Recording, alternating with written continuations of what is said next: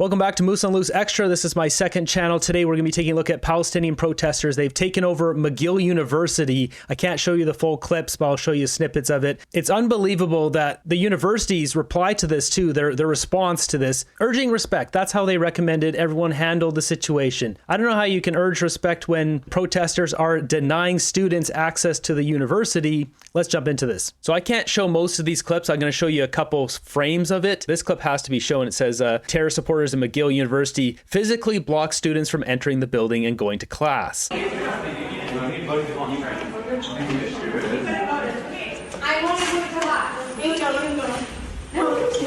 I want to go to class. Stop! No, stop pushing me. You stop pushing me. I want to go to class. What is this? This is domestic terror lord activity. Arrest and deport. Exactly. So moving into the more spicy stuff. So I'm going to have to show you just snippets here. But as this count here is mentioning, and I've mentioned it multiple times, the two-tier system we have in Canada, where we got Tamara Lynch and Chris Barber were found guilty of mischief. Well, what do you call this? We've got riot police running in here, and we're not going to play too much of that. And you can see the protesters completely taking over the grounds, and these guys come running in to handle this situation. How bad does it have to be where riot police are needed to deal with protesters? I don't think that's a friendly, peaceful protest anymore, is it? I mean, look at this stuff. It says McGill student government brags about shutting down 16 auditorium lectures on the first day of their 3-day strike. How is McGill administration tolerating this? Unbelievable. I can't even say what I want to say. Let's just say that. So next up, I can't show most of this. Here's some police officers, riot police. Here's another frame. Once it starts showing their pew-pews, I can't show that on here. So as this guy here, Ayol, saying they smashed windows and spray painted multiple classroom walls. This is not free speech. This is unlawful and criminal conduct. They should all be in jail for at least a year for doing this. So here's a shot from the inside, another one from this account saying they went to the classrooms, disrupting lectures, telling students not to attend class. The administration's response, an email merely urging respect. How is this even legal? Yeah, there's a strike going on from Wednesday to Friday. Oh, You guys are encouraged to not attend class. okay. What we're trying to do is get the least amount of people to attend classes, profs, cancel classes. We're trying to show support for Palestine. Are you guys paying for their classes? People work their butts off to go to university. It costs a lot of money. I tell you, if that was me there, I can't say what I would do. You guys are free to leave. I would encourage you to do so. You're free to leave. These people are insane.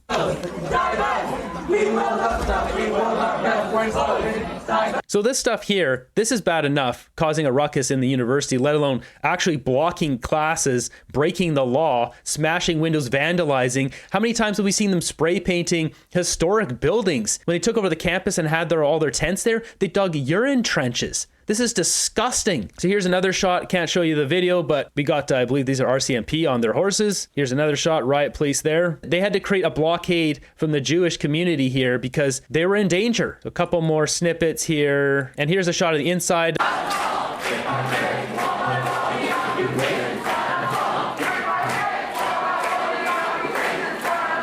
We are not a serious country anymore. We've just been taken over by a mob of angry protesters. So here's the police leaving the building.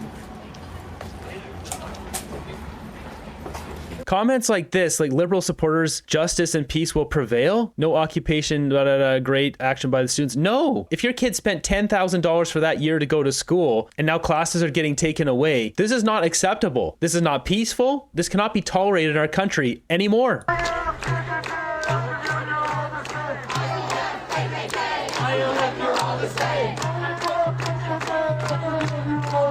Like, what is even the point of this? Just, okay, so you're chanting in front of riot police? Quebec, of all places in Canada, I thought would have a water cannon. It's a very effective, super bad tool for these kinds of protesters. It is. I am surprised. Back in the days, McGill was a respectable establishment. It's lost now among many nice things. Nothing. They get a free pass. Cost Canadians $10 million for the court case against Chris and Tamara, and look where that got the government. Law enforcement and politicians have done nothing about this over 2 years. Now they just think they're above the law and can get away with anything. It's almost by design. So you got this clip too. This is absolutely insane. So you can see here they show up the students occupying the Tabaret Hall and blocking U Ottawa admin offices.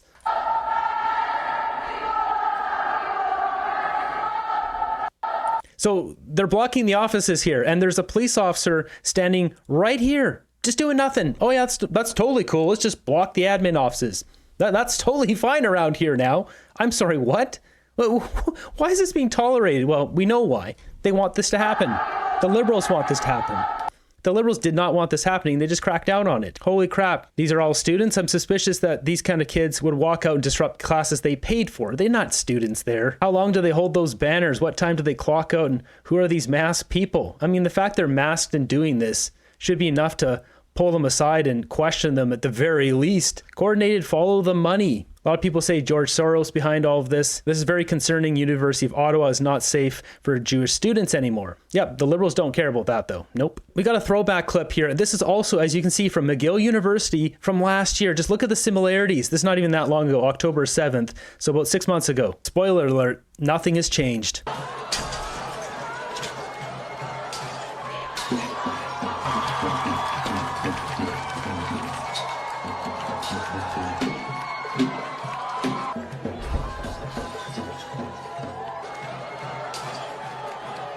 Like, this is not a protest anymore. This is a full-blown invasion. These people should all be in jail for 10 years each.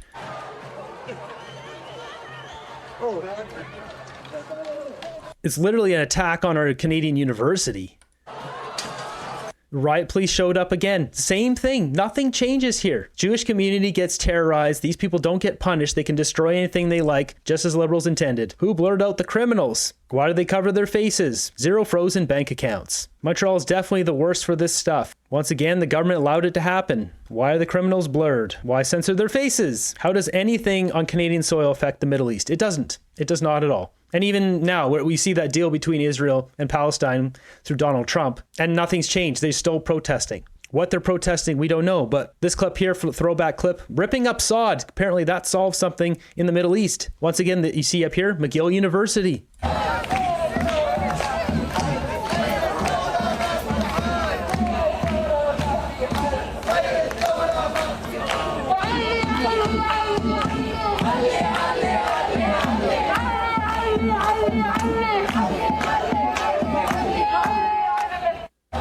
That's right, rip up the sod and then finger the university. That'll get it done. Justice served. Real tough guy here. Just showing everyone. Destroying properties, criminal offense. Where are the police? Arrest these violent thugs. Wow, that will sure win some hearts and minds. Yeah, I don't think you're really pulling on people's heartstrings with this. Are they going to pay for this to be fixed? No, taxpayers will pay for it. We always pay for everything that they break. So we got another throwback clip here from Chris Stacey. This is back from last year in March. It's important to remember with what just happened with Tamara Lynch and Chris Barber, them getting a mischief charge. Now look at this. Do you think this is mischief or beyond mischief?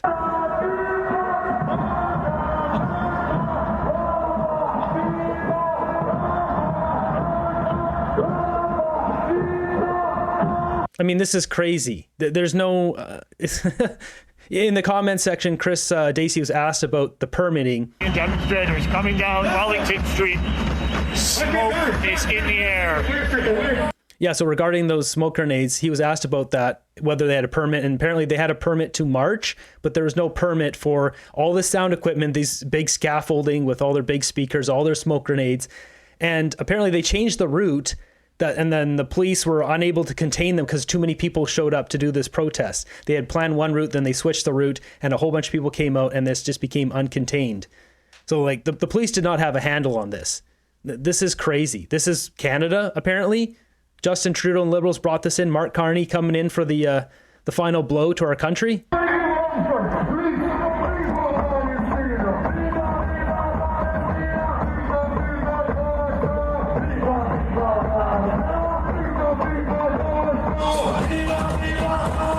These protests do nothing, guys. You literally solve nothing in the Middle East by doing this. There's no Canadian that's going to wave a magic wand and solve the problems between Israel and Palestine in the Middle East.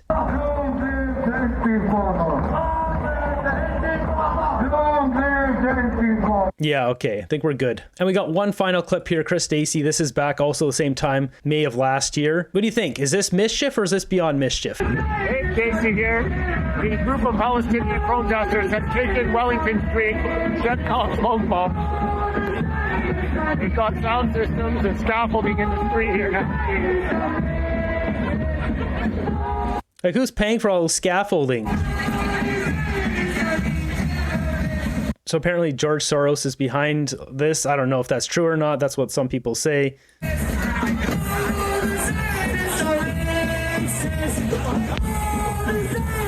I'm sure the Jewish community feels so safe with all this going on. Like, this is despicable. Another one because we're in Ottawa, where Justin Trudeau lives, right? Yeah. So I want everybody to repeat after me. Justin Trudeau, you're complicit in the genocide of Palestinians. Justin Trudeau, you're complicit. This is just vile. They just ruined that song too. It's just ridiculous. You're telling me that this is not mischief. This is less than what the Freedom Convoy was. It's more peaceful. Yeah, right. Two-tier policing in Canada. That's what we have. Rules for thee, not for me. These people can do anything and get away with it. So where are all the Ottawa residents that complained about diesel fumes? They complained about noise as well. They're not complaining about this noise. This is just as loud as a Freedom Convoy. Canada's on a slippery slope, and there's only one hope. We need Pierre Poilievre as our next prime minister.